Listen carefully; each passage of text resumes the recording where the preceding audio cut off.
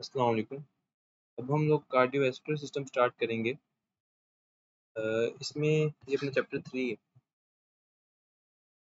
अच्छा यार, ये थोड़ा सा ना चैप्टर तंग करेगा, तो इसमें जितना मेरे से हो सका मैं कवर करवाऊंगा।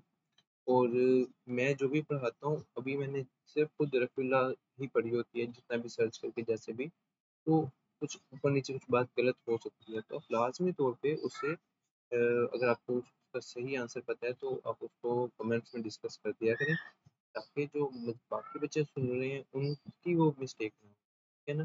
मैं अपनी तरफ से कोशिश करता हूँ कि बिल्कुल सही बात पहुँचाऊँ, लेकिन फिर भी आपको भी पता है कि रफीला के पॉइंट्स जो है वो कोई एग्जैक्ट टू द पॉइंट बात नहीं होती। आपने खुद ही समझना होता है बात को, या तो आपने एमसीक्यूज किए हों, अदरवाइज आपको खुद समझना पड़ता है। तो ठीक है, अब स्टार्ट करते हैं। सबसे सिंपल सी बात है कि जो सब मैक्सिमम क्रॉस सेक्शनल एरिया और सरफेस एरिया किसका ज़्यादा होता है, कैपिलरीज का होता है। ठीक है ना, इतनी ज़्यादा हमको सब आइडिया है। अच्छा, आर्टरीज जो है उनकी लेयर्स का पूछते हैं। 3 लेयर्स हैं, एडवेंटिशिया बाहरी वाली, मीडिया दरमियान वाली, इंटीमा सबसे अंदर वाली। और जो आर्टरीज होती है ना, वो थिक वॉल्ड होती है, क्योंकि उन्होंने बड़ा प्रेशर बर्दाश्त करना होता है। ऐसा ही है। और जबकि जो आर्टरियोल्स हैं वो स्मॉलेस्ट आर्टरीज को कहते हैं। और ये ना सबसे हाईएस्ट रेजिस्टेंस होती है, ये बात समझने वाली है कि जो पूरा कार्डियोवैस्कुलर सिस्टम है उनमें सबसे ज्यादा रेजिस्टेंस अगर आपसे पूछे कोई कहाँ होती है, तो आप क्या बताओगे? ये आर्टरियोल्स में होती है। ठीक है, उसकी एक वजह है। उसकी वजह ये है कि देखो, ये अपने पास आ गया हार्ट। हार्ट में आर्टरी में, एओर्टा में, और एओर्टा से आर्टरी में ब्लड चला गया, बड़ा हाई प्रेशर जा रहा है। ठीक है, अभी आपको पता है कि कुछ ही देर में आगे कैपिलरीज आ जानी है। अगर आप इसी प्रेशर को कैपिलरीज में ट्रांसफर कर दो तो कैपिलरीज फट जाएंगी। तो हमें इस प्रेशर को कम करना है, उसके लिए जो आर्टरियोल्स होती है ना, वो ये सारा प्रेशर, मतलब ये मैक्सिमम रेजिस्टेंस प्रोवाइड करती है इस प्रेशर के खिलाफ। और जब यहाँ से जो ब्लड आता है आर्टरियोल्स में, उनका प्रेशर, उसका ब्लड प्रेशर ज्यादा होता है। तो जो वेन्स तक पहुंचता है ना, उसका प्रेशर फिर काफी कम हो चुका होता है। तो वो ना आगे जाके एक इस तरह का एमसीक्यू भी आता है कि भाई कौन सा ऐसी जगह है जहाँ पे जो प्रेशर चेंज आता है वो सब मैक्सिमम हो, तो वो आर्टरियोल्स के लेवल पे होता है, आर्टरियो कैपिलरी जंक्शन के लेवल पे होता है मैक्सिमम। ठीक है, ये आपको मैं पढ़ाऊंगा। ठीक हो गया। अच्छा, आगे हम डिस्कस करते हैं। तो इसमें बताता है कि अच्छा, एक बात ये कि हाईएस्ट रेजिस्टेंस ये प्रोवाइड करते हैं, और दूसरी बात आपको पता होना चाहिए कि जो ऑटोनोमिक नर्वस सिस्टम है ना, वो जो मैक्सिमम कंट्रोल है उसका, अगर किसी कार्डियोवैस्कुलर सिस्टम में मैक्सिमम किसी वेसल्स पे कंट्रोल है ना, तो उसका आर्टरियोल्स पे कंट्रोल है। मतलब अगर जब आपको सिंपैथेटिक एक्टिविटी में आपने सप्लाई बढ़ानी हो, सही हो गया। अच्छा, वो एक और बात पूछते हैं कि हाँ, वो ये बात पूछते हैं कि ऑटोनोमिक नर्वस सिस्टम का सबसे ज्यादा कंट्रोल किस पे है, हमने बता दिया आर्टरियोल्स पे है। अच्छा, किस पर एक्सक्लूसिवली उसका कंट्रोल है? एक्चुअली ना, जो आर्टरियोल्स होते हैं, नो डाउट इन पे major control autonomic nervous system का है, लेकिन कुछ और फैक्टर्स भी होते हैं, कुछ लोकल फैक्टर्स होते हैं। ठीक है, जिस तरह की आप कह लो कि टिश्यू का हाइपोक्सिया हो रहा है, तो वहाँ आपको पता है CO2 ज्यादा प्रोड्यूस होगी, पीएच वहाँ की कम हो जाएगी, लैक्टिक एसिड प्रोड्यूस होगा। तो ये सारी चीजें होंगी, और ये लोकली चीजें आके उस जगह की आर्टरियोल्स पे इफेक्ट करती हैं, और उनको डिमांड के हिसाब से सप्लाई को कम ज्यादा कर सकती हैं। ठीक है, लेकिन major control autonomic nervous system का होता है, ये बात सच है। लेकिन जो वेन्यूल्स हैं, जो वेन्यूल्स हैं, ये क्या करती हैं, इनके पास यार कंट्रोल ऑटोनोमिक नर्वस सिस्टम का इन पे इतना ज्यादा मेजर नहीं होता। लेकिन जो है ना, अपने पास क्यूटेनियस क्यूटेनियस वेन्यूल्स, मतलब वो वेन्यूल्स जो स्किन के पास है, उन पे एक्सक्लूसिवली ऑटोनोमिक नर्वस सिस्टम का कंट्रोल है। सही है। और इसकी इसकी एक बड़ी प्यारी डिस्क्रिप्शन ये है कि अगर आप देखो, शॉक में बंदा हो, उसकी ऑटोनोमिक, आपको तो सिंपैथेटिक सप्लाई कितनी ज्यादा होती है शॉक में पेशेंट को, है ना। तो उसमें जब सिंपैथेटिक ड्राइव ज्यादा होती है ना, और बंदा कोल्ड क्लैमी स्किन होती है उसकी, ऐसे ही है। ठीक है, कि स्किन को सप्लाई चाहिए, स्किन इवन की इतनी ज्यादा कोल्ड क्लैमी है कि वो नेक्रोज भी हो सकती है, लेकिन उसके बावजूद वो इसी तरह ही होती है। रीजन ये है कि वहाँ होती क्यूटेनियस पे सप्लाई, नर्व उस पे ऑटोनोमिक सप्लाई सप्लाई होती है सिर्फ, और ऑटोनोमिक ड्राइव तो सिंपैथेटिक होती है, और सिंपैथेटिक क्यूटेनियस वेन्स की अपना कंस्ट्रिक्शन करवाता है। एज अ रिजल्ट क्या हो जाता है कि वहाँ वो कोल्ड क्लैमी होती है। सही है ना। ये बस एक याद रखने का तरीका है जो मैंने इस्तेमाल किया। अच्छा, बाकी आपको पता है, मैंने आपको इसका मतलब समझ आया कि जो ऑटोनॉमिक नर्वस सिस्टम है वो आर्टरियोल्स को भी कंट्रोल करता है, वेन्स को, न्यूज को भी करता है, वेन्स को भी करता है, इन सब पे करता है। फिर इनका मतलब है इनके ऊपर रिसेप्टर्स भी होंगे एड्रेनर्जिक, ऐसा है ना? तो देखिए आर्टरियोल्स पे है अल्फा 1 और बीटा 2, ठीक है? अल्फा 1 जो है वो है अपने पास मेजरली जो आर्टरियोल्स है ना, मेजरली डिस्कस की जाए तो उन पे है। और जो बीटा 2 है एड्रेनर्जिक, वो उसने देखा है कि स्केलेटल मसल्स पे है, क्योंकि आपको पता है सिंपैथेटिक ड्राइव के दौरान आपको पट्टों में सप्लाई बढ़ानी होती है मसल्स पे, जो स्केलेटल मसल्स है। और बाकी जो बॉडी है वहाँ जैसा कि गट को, स्किन को, किडनीज को कम करनी होती है, तो वहाँ अल्फा 1 है क्योंकि वो कंस्ट्रिक्ट करवाते हैं। अच्छा, वेन्यूज में आपने वहाँ भी होती है, if I am not wrong. खैर वेज में तो होती है अल्फा 1 एड्रेनर्जिक रिसेप्टर्स होते हैं। इधर भी शायद अल्फा 1 ही होता है क्योंकि कंस्ट्रक्शन करवानी होती है ना आपने। आपने जो वेन्स में ब्लड होता है वो आपने वेन्स, आपको पता है वेन्स स्टोर करती है ब्लड को। ये वेन्स में ना वो कंप्लायंस ज़्यादा होती है तो उन्होंने काफ़ी ब्लड रखा होता है अपने पास, एज़ अ स्टोर रखा होता है, और जब भी कहीं हेमरेज वगैरह हो या डिमांड हो ना सर्कुलेशन की ज़्यादा, तो फिर यहाँ कंस्ट्रक्शन करवा दी जाती है, वेनस कंप्लायंस को कम कर दिया जाता है और वो सारा ब्लड सर्कुलेशन में आ जाता है।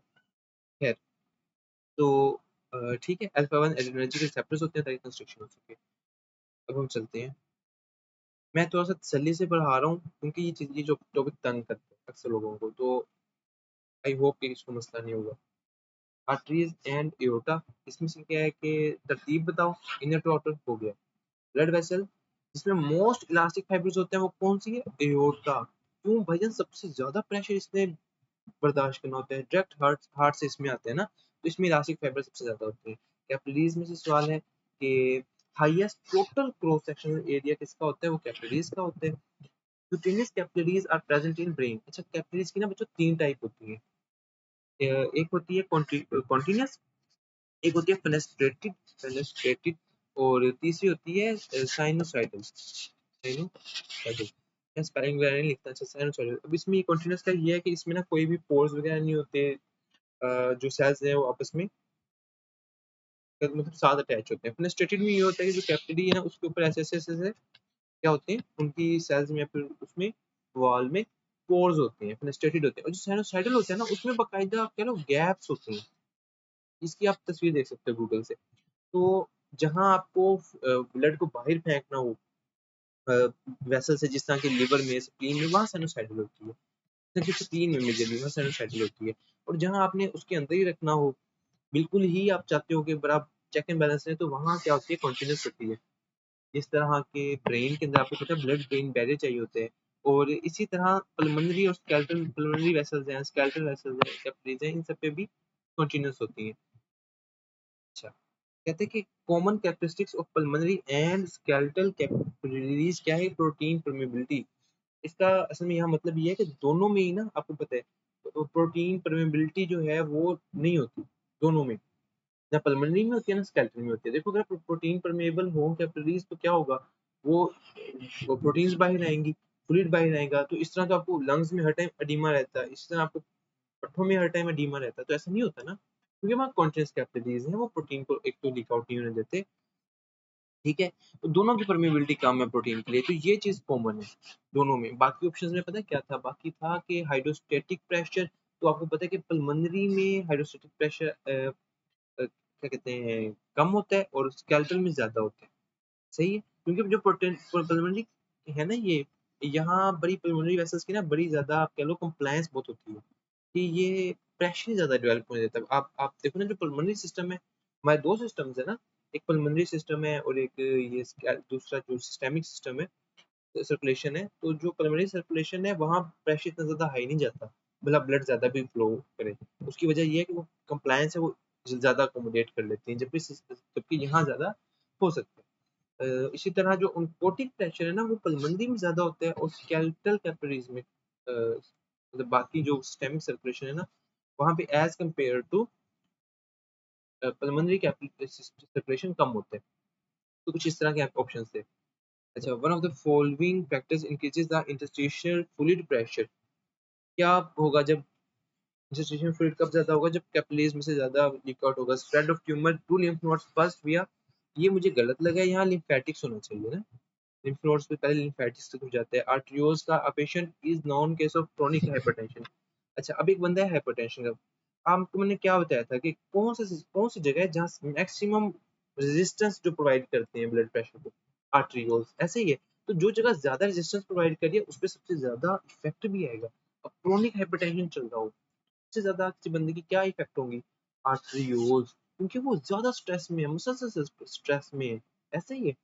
अच्छा, हाइपरटेंशन में आर्टरियोल्स इफेक्ट होंगी। एक बंदे को हाइपरटेंशन है, उसकी रेटिना में, उसकी आंख के रेटिना में क्या इफेक्ट होंगी, आर्टरियोल्स। अच्छा, अच्छा, कहते हैं कि क्या एविडेंस है कि जो आर्टरियोल्स हैं वो ही मोर रेजिस्टेंस प्रोवाइड करते हैं। तो उसकी रीजन सिंपल सी है कि प्रेशर ड्रॉप वहां सबसे ज्यादा होता है ना। वो रेजिस्टेंस प्रोवाइड करते हैं, पानी का बहाव है कहीं से और दीवार आगे खड़ी हो, दीवार पर रुक के प्रेशर कम होता है ना उसका, तो दीवार maximum pressure maximum resistance provide करती है। तो चेक करने का सिंपल सा तरीका है कि उनके अक्रॉस प्रेशर ड्रॉप सबसे ज्यादा होता है। प्रेशर ड्रॉप कहाँ सबसे ज्यादा ग्रेटेस्ट होते हैं, आर्टरियोल्स में। Autonomic sympathetic nervous system arterioles पे मेनली कंट्रोल करता है, ठीक है। Maximum pressure from systole falls at arteriolo-capillary junction, easy venules and veins। इसका ये है कि सबसे ज्यादा परसेंटेज ऑफ ब्लड कहाँ पाई जाती है, वेन्स के अंदर, ठीक है। वो स्टोर करती है एक तरह से। Response to compensation of haemorrhage what will decrease. हाँ, अब देखो, जब जब हेमरेज होगा किसी बंदे को, ब्लीडिंग होगी, अब वो जो वेन्स में वीनस कंप्लायंस कम, कैपेसिटेंस कम कर दी जाएगी, सही है। और वो alpha 1 receptors, synthetic drive drive आएगी, वो अल्फा 1 रिसेप्टर्स पे एक्ट करेगी, वो वेन्स कंस्ट्रिक्शन होगी, जो उनका ब्लड होगा उनमें मौजूद, तो वो सर्कुलेशन में चला जाएगा कंपेंसेशन के लिए। अच्छा, Venus portal capillary system is formed by two venules. तो आपको इसका इल्म है कि पहले आर्टरी होती है और फिर वो आर्टरियोल्स में कन्वर्ट होता है, ऐसे ही है। और फिर अपने पास कैपिलरीज आती हैं, कैपिलरीज बनती हैं वेन्यूल्स में, वो बनती है पोर्टल वेन में, पोर्टल वेन पे दोबारा कैपिलरीज बनती है, कैपिलरीज साइनोसाइडल कैपिलरीज, जिस तरह के लीवर के अंदर बनती है ना पोर्टल वेन से, और फिर वो वेन्यूल्स में कन्वर्ट होती है और दोबारा फिर वेन बनती है। तो नॉर्मली अगर आप देखो तो कैपिलरीज के बाद वेन्यूल्स के बाद वेन आनी चाहिए थी, लेकिन ओ खैर, सॉरी, जी। तो ये ना दो वेन्यूज मेजरली, मतलब इनके दरमियान is found by two venues, Venus portal capillary system, सही है। तो हाँ, मैंने एक ख्याल आया था, पता है किसी ने, आपने सोचा कि नहीं सोचा, मैंने कहा यार दो आर्टरियोल्स भी तो कह सकते हो ना, कि लाइक ये भी जाके दोबारा कैपिलरीज बनने के लिए, तो तुम्हें पता चला कि पोर्टल वेन जो है ना वो आर्टरियोल्स में नहीं बनती, वो वेन होती है भाई। तो वो कैपिलरीज साइनोसाइडल कैपिलरीज में डायरेक्ट गिरती हैं और वो भी वेन्यूल्स में कन्वर्ट होती हैं, अगर किसी के सीन में क्यूरी हो तो उसके लिए। अच्छा, फिर आ गया कि vascular smooth muscle of circulatory system is controlled almost exclusively by, कौन सा सिस्टम है ऐसा, वो वेन्स है, और वेन्स वेन्यूल्स नहीं, सॉरी, क्यूटेनियस वेन्यूल्स है। बाकी जो वेन्यूल्स है ना उनमें भी ऐसा ही है कि जिस तरह आर्टरियोल्स में होता है कि ऑटोनोमिक नर्वस सिस्टम भी कंट्रोल करता है और लोकली फैक्टर्स जो होते हैं वो भी कंट्रोल करते हैं, लेकिन जो क्यूटेनियस वेन्यूल्स हैं उन पे एक्सक्लूसिवली कंट्रोल होता है सिंपैथेटिक सिस्टम, नर्वस सिस्टम का, ठीक है। अच्छा, the maximum volume reduction after, कहते हैं कि किसी बंदे का ब्लड लॉस हुआ है तो मैक्सिमम वेन्स में से जाएगा ना ब्लड, मतलब जाएगा तो किसी और एरिया से, लेकिन वो कंपेंसेट तो वेन्स करेगी ना, तो कमी तो वेन्स के ब्लड में आएगी। अच्छा, वही चीज आ गई।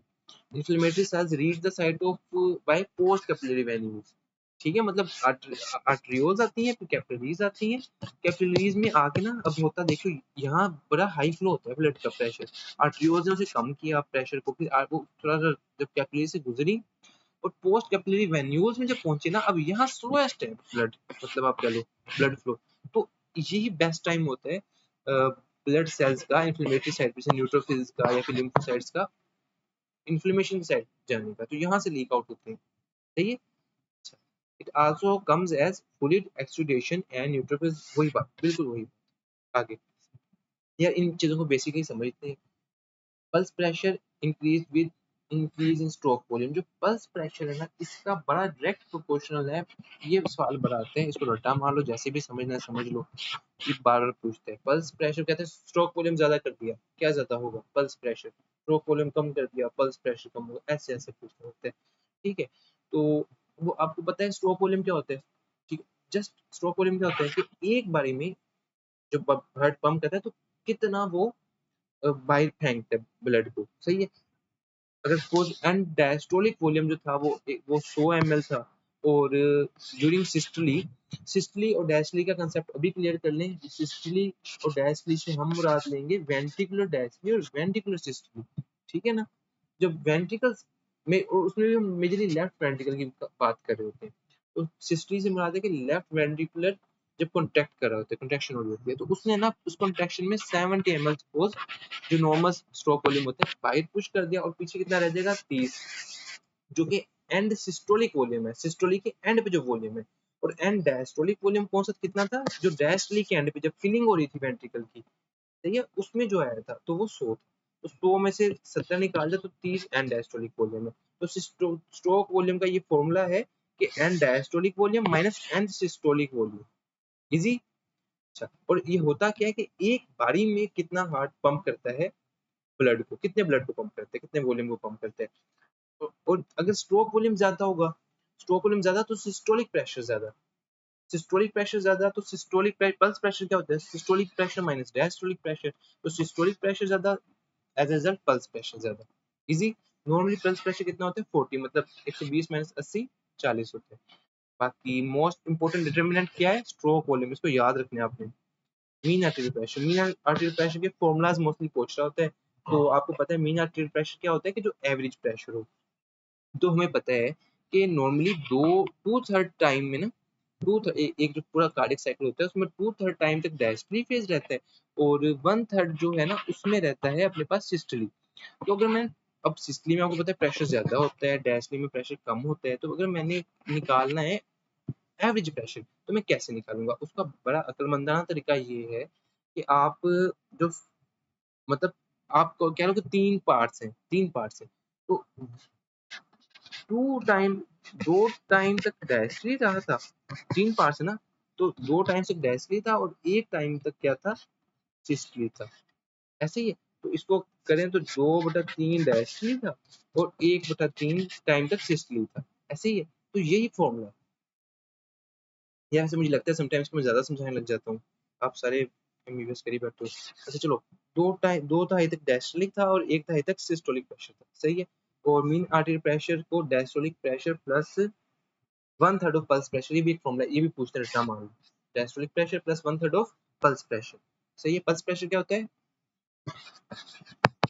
One third of systolic pressure minus diastolic pressure, तो ये फॉर्मूला है इसका दूसरा, ठीक है। ये इसको रटा मार लिया आपने।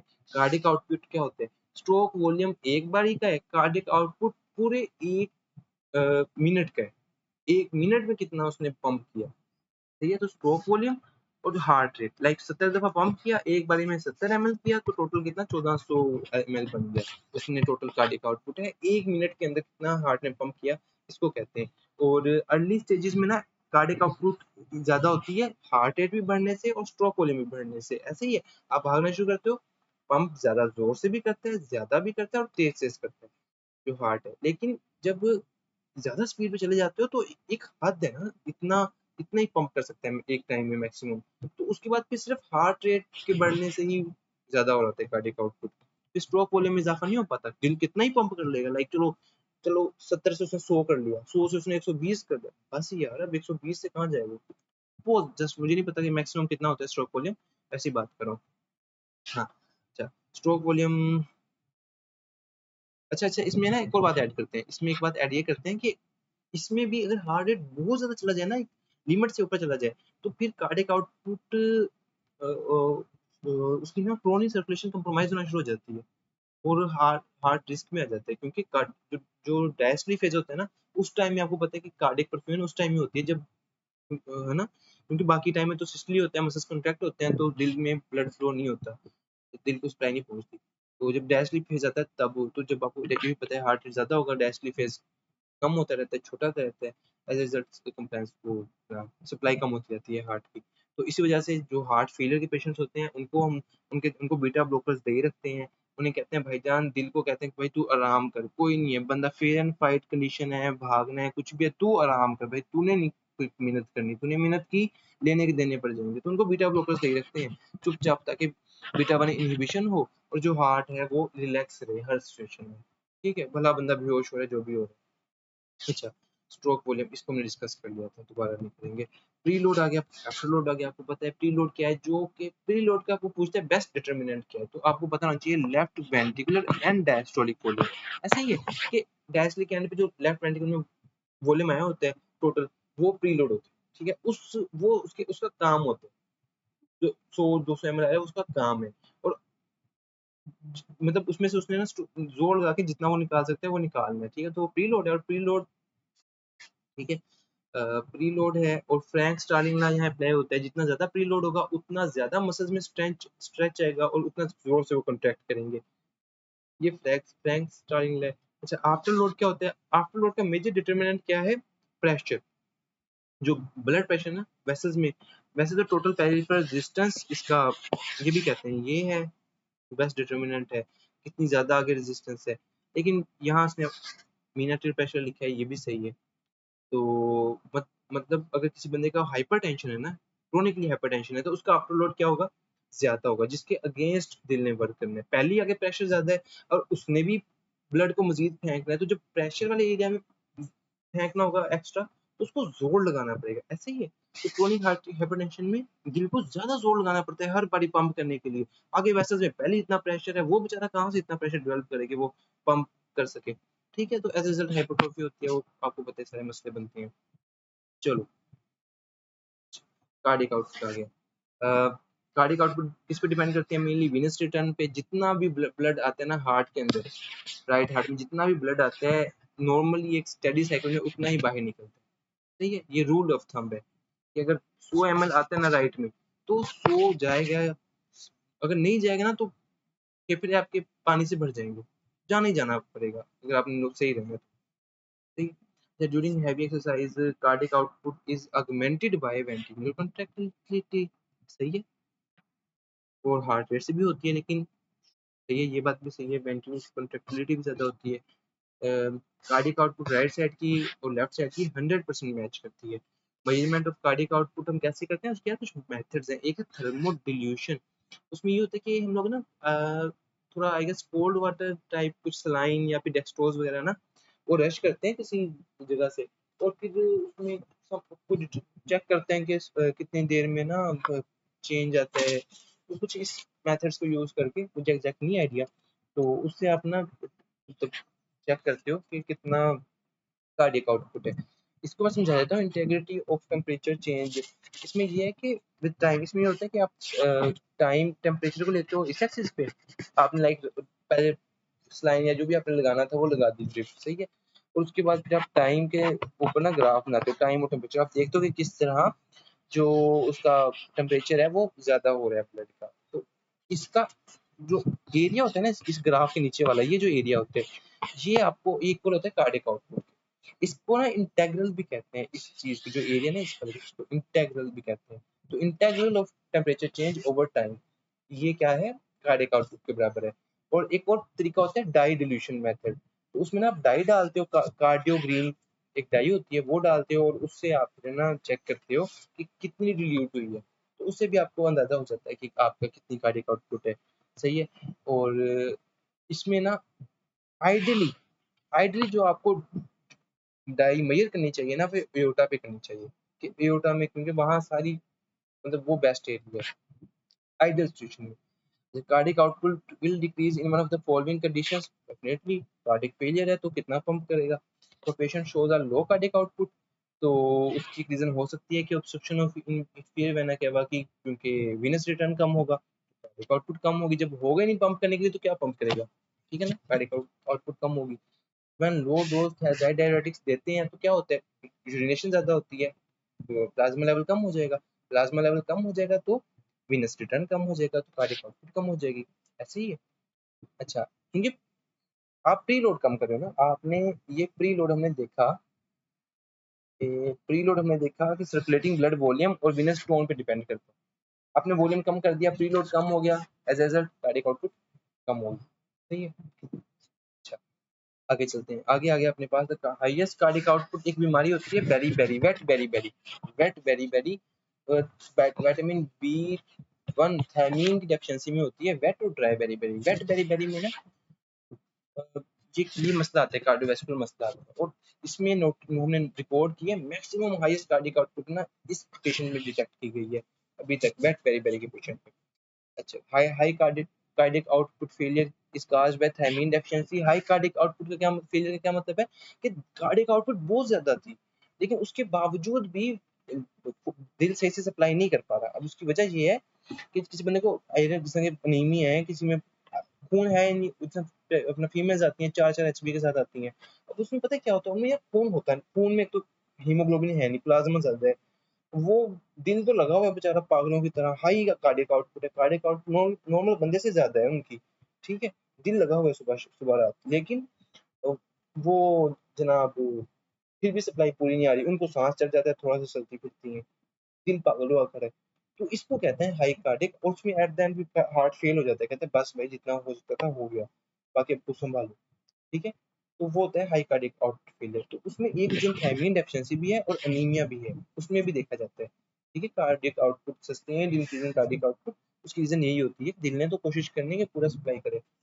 अच्छा, तो यार्निंग जब होती है ना, यार्निंग में अच्छा एक और कंसेप्ट अभी समझ लेते हैं। आप सबको आता है कि जब हम लोग ना इंस्पायरेशन करते हैं, इंस्पायरेशन, तो उसमें क्या होता है, आपकी कार्डियक आउटपुट ज्यादा होती है, आपका ना आपका प्रीलोड ज्यादा होता है, वीनस रिटर्न ज्यादा होते हैं। कैसे?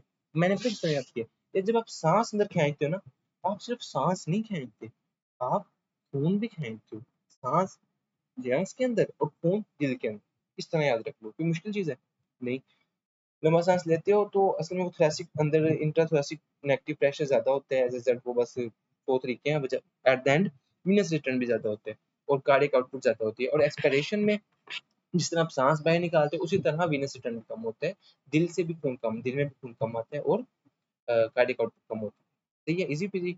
अच्छा अच्छा, तो अब ना जब यार्निंग करते हैं, यार्निंग में आप लंबी एक्सपिरेशन कर रहे होते हो, जब उबासी लेते हो ना, तो उसमें ये होता है कि आपको पता है मुंह खुलवाना किसका काम है, एल एल बोलोगे तो लेटरल टेरिगोइड का, मुंह खोलोगे तो एल से, और अगर एम बोलो तो मुंह बंद करना पड़ता है, तो मीडियल टेरिगोइड जो है वो मुंह बंद करवाता है, ठीक है, और लेटरल टेरिगोइड ओपन करवाते हैं, यार्निंग करवाते हैं।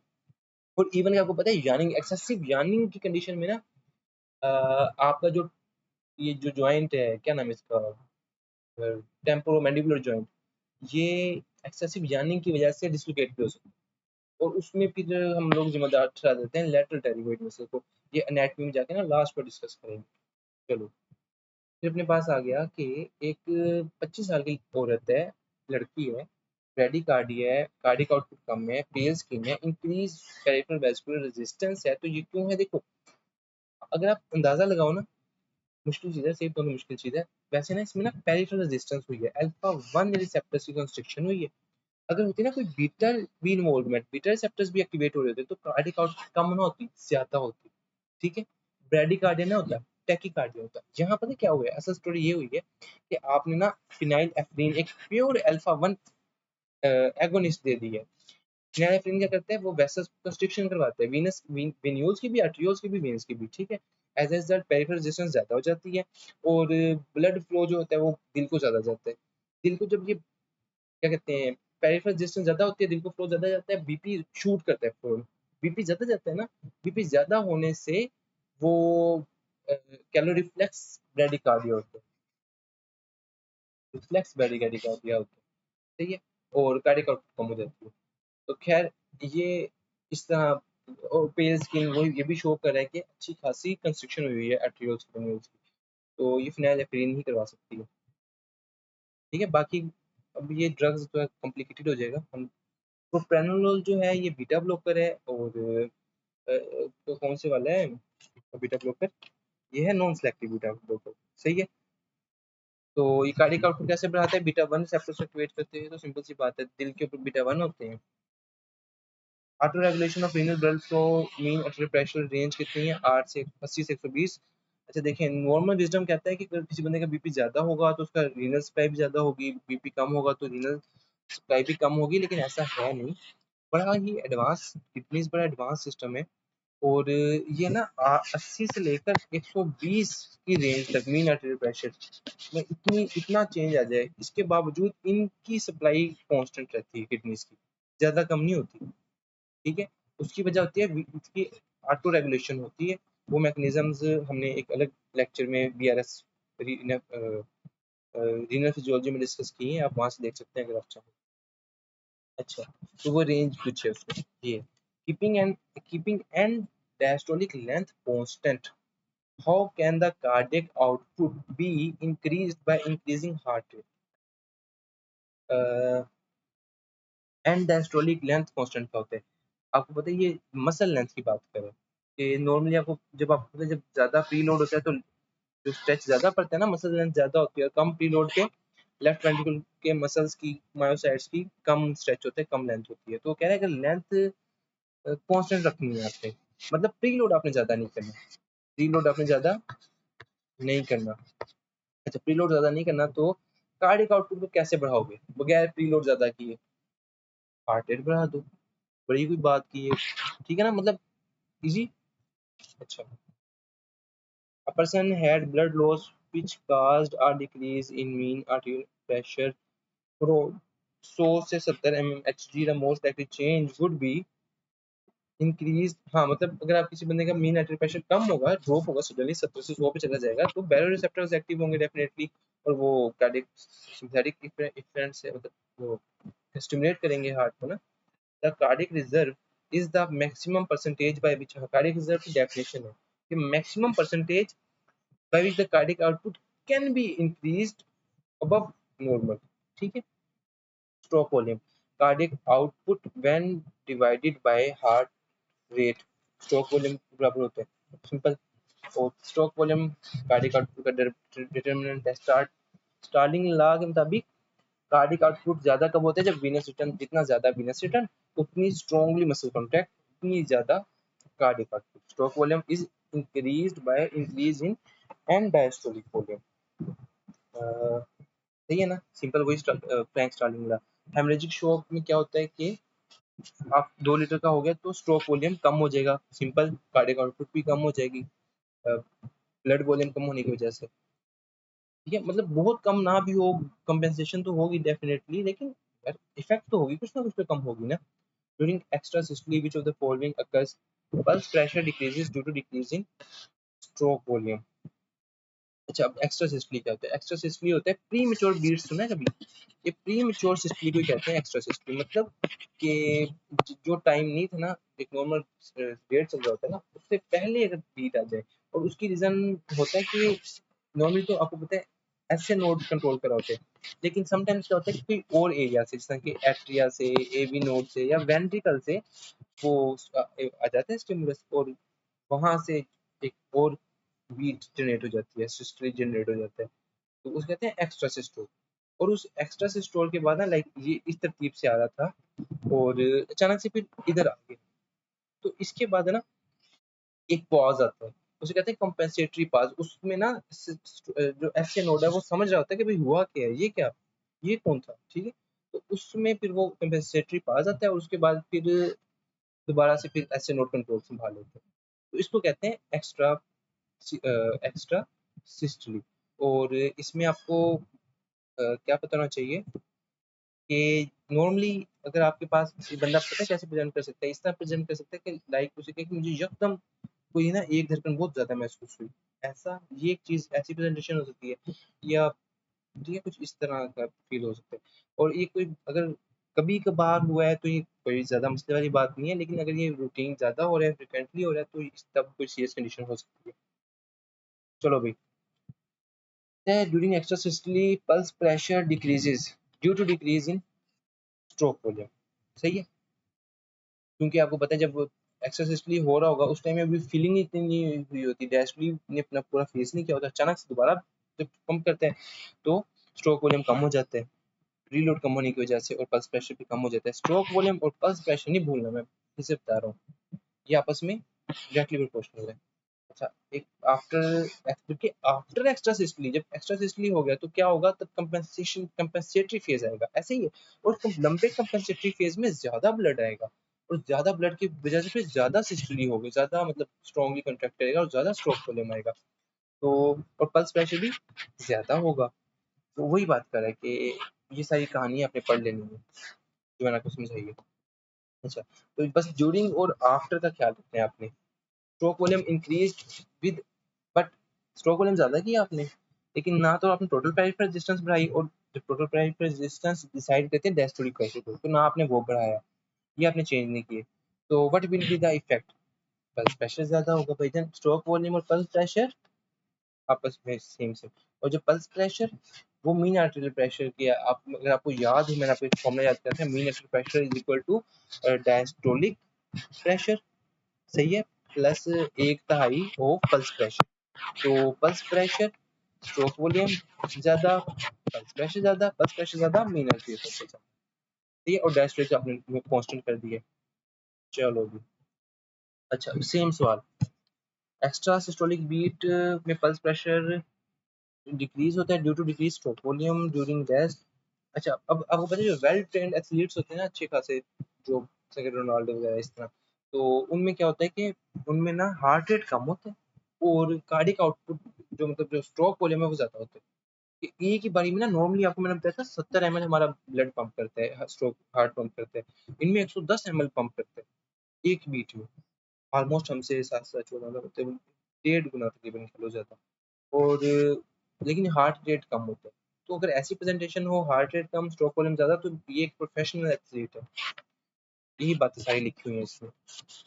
अच्छा, एक और बीमारी होती है हाइपरट्रोफिक ऑब्स्ट्रक्टिव कार्डियक मायोपैथी। इसमें ये होता है कि जो आपके पास है ना, क्या कहते हैं, सेप्टम, सेप्टम की थिकनिंग हो जाती है।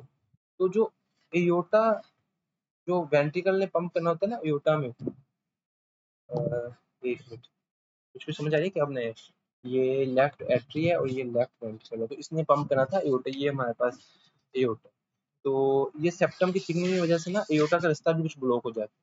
तो as a result left ventricle अभी पंप कर रहा होता है कि जब पंप करेगा तो आपको पता है उसने कॉन्ट्रैक्ट करना है, सुकड़ना जब इकट्ठा होगा ना, ऐसे कॉन्ट्रैक्ट करेगा, इकट्ठा होगा, तो एज ए रिजल्ट ये सेप्टम भी इधर आएगा, तो ये नाली बंद हो जाती है, एओर्टा बंद हो जाती है और वो सही से पंप नहीं कर पाता, तो स्ट्रोक वॉल्यूम ना कम हो जाता है। सही है, इसे कहते हैं हाइपरट्रोफिक ऑब्स्ट्रक्टिव कार्डियोपैथी, के हाइपरट्रोफी की वजह से ऑब्स्ट्रक्शन आ रही होती है, तो स्ट्रोक वॉल्यूम उसमें कम हो जाता है और डायस्टोलिक फिलिंग भी कम हो जाती है, ठीक है, इम्पेयर्ड होती है, सॉरी, इम्पेयर्ड भी इस वजह से होती है आई गेस के वो सेप्टम इतना मोटा होता है तो जगह ही, वेंट्रिकल में वैसे ही जगह ही कम हो जाती है अंदर फिलिंग के लिए।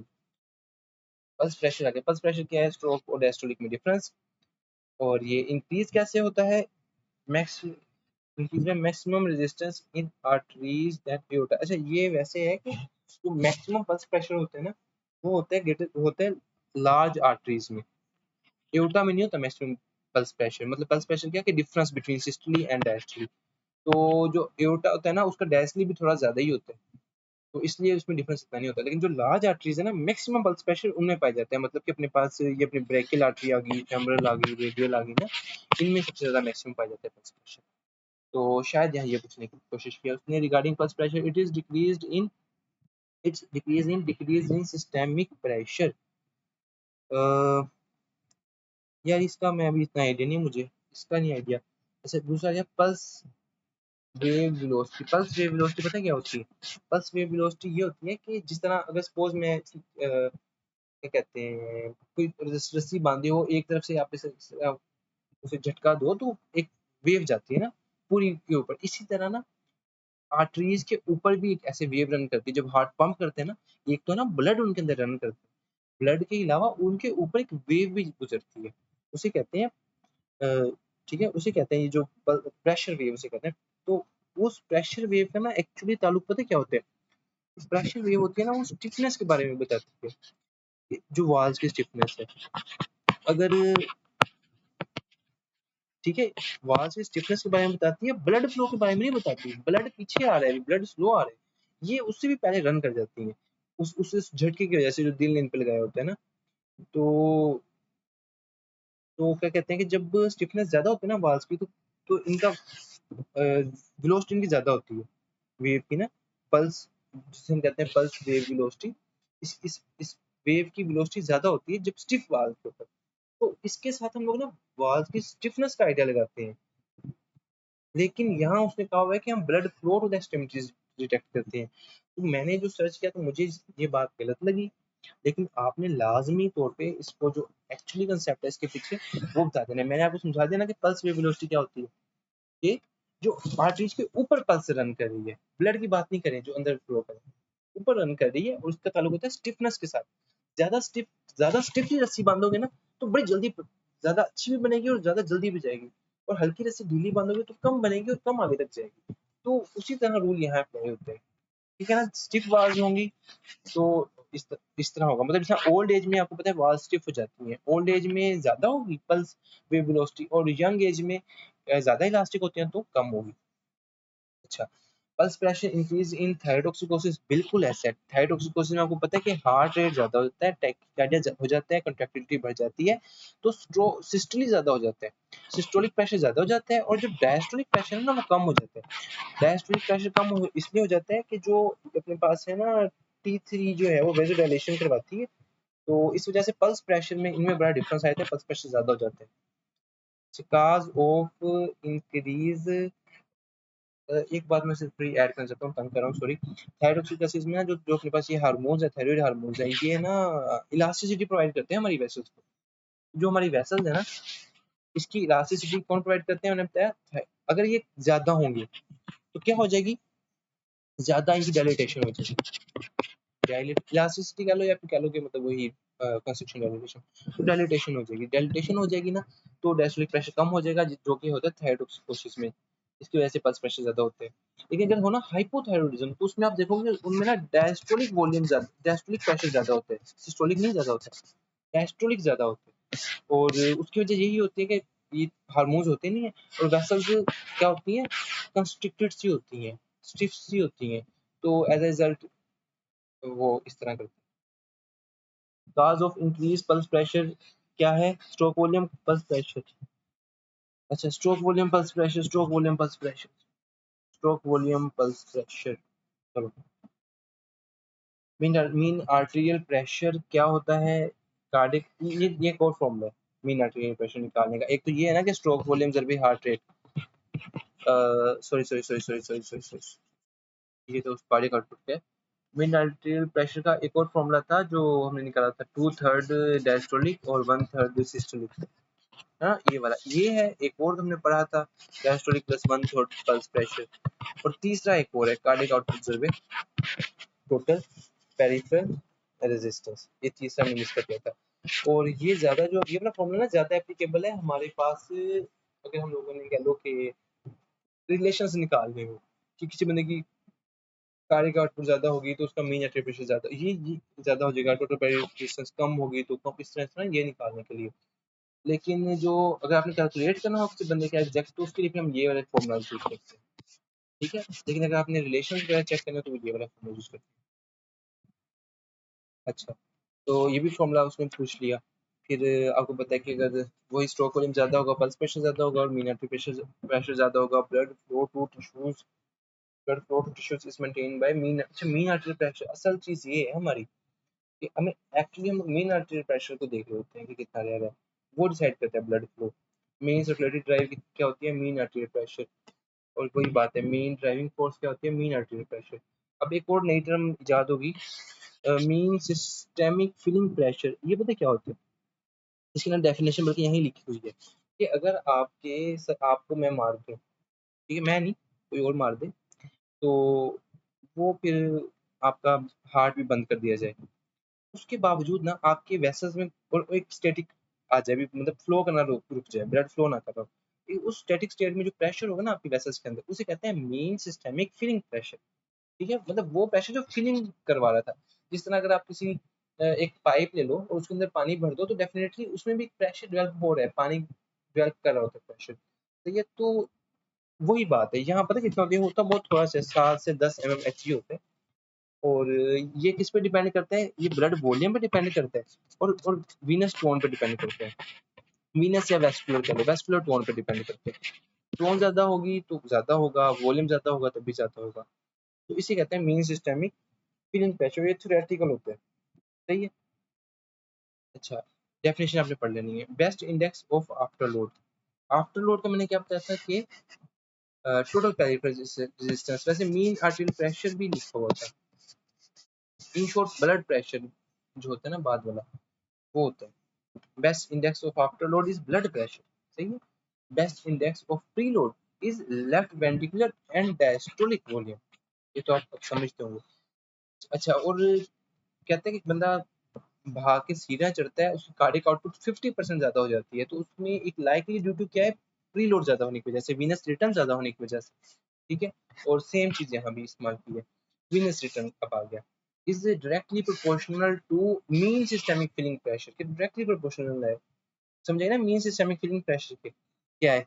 तो मतलब अगर उसमें दो चीजों के डायरेक्टली प्रोपोर्शनल थी, मीन सिस्टेमिक फिलिंग प्रेशर, वो क्या क्या थी कि मैं बताया था वीनस टोन और ब्लड वॉल्यूम, ये दोनों चीजें ज्यादा करो, इन दोनों में से कोई भी चीज ज्यादा करो, इसका मतलब आपने मीन सिस्टमिक फिलिंग प्रेशर ज्यादा किया, और आप खुद बड़े समझदारी से देख सकते हो कि इससे वीनस रिटर्न ज्यादा ही होगा, ठीक है ना। अगर अगर अगर उसमें वीनस टोन ज्यादा होगी, वेस्कुलर टोन ज्यादा। अच्छा, तो mean systemic filling pressure primarily regulates venous return, ठीक है। अच्छा, स्मॉल वेन्स जो कि आर्टरीज के लॉन्ग रन करी होती है वीनस रिटर्न में, तो वीना कमिटेंटीज कहते हैं। Major determinant of diastolic blood pressure is वैसे मेजर डिटरमिनेंट क्या है डायस्टोलिक ब्लड प्रेशर का, होता है टोटल पेरिफेरल रेजिस्टेंस। यहाँ उसने वीनस रिटर्न लिखा है, तो मुझे इसका कंफर्म नहीं है। अच्छा, venous return which is correct, inspiration में ज्यादा होते हैं।